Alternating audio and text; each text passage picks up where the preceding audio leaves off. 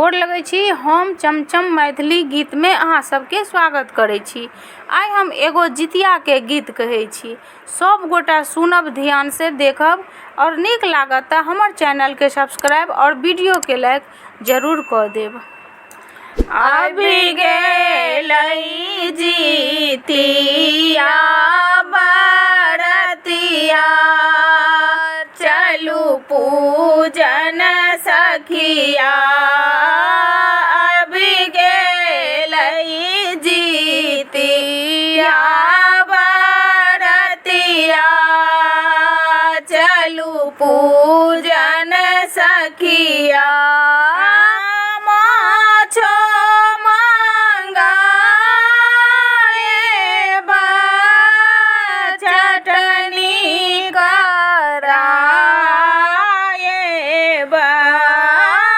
माछो मंगाएबा, चटनी कराएबा। मड़ुआ के बनाएबा रोटिया, चलू पूजन सखिया। मड़ुआ के बनाएबा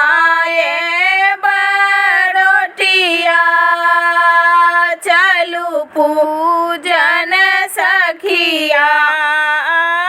अभी गेलै जितिया बरतिया, चलू पूजन सखिया।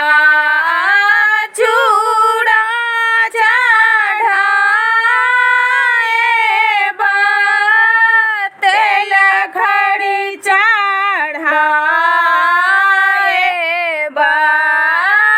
चूड़ा चढ़ाएबा, तेल घड़ी चढ़ाएबा।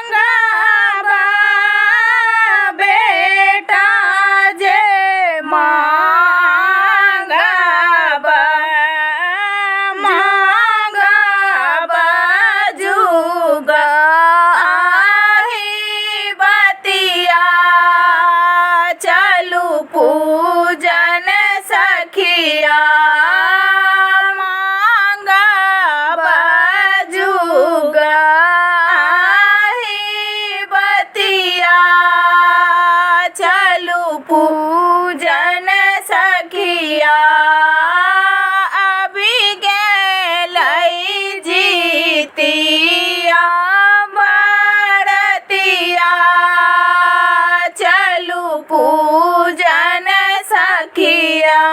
धन्यवाद।